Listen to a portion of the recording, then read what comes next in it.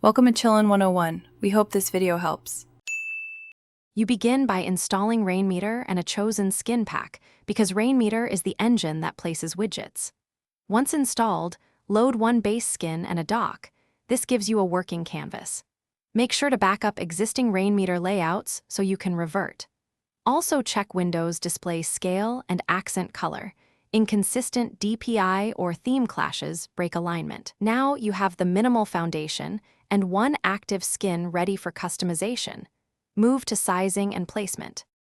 Once you have a base skin, open Rainmeter Manage and use drag handles to place widgets precisely.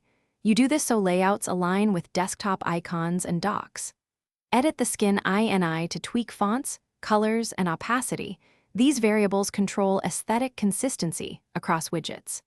Add plugins for live data like weather and system stats, and set sensible update intervals to save resources. Make sure to lock positioned widgets after finalizing placement so accidental moves won't ruin your layout. To finish, save and export your layout so you can restore it on another machine or after resets. This preserves positions and custom variables. Set Rainmeter to start with Windows so the aesthetic loads automatically, and reduce update rates or disable heavy plugins if performance dips.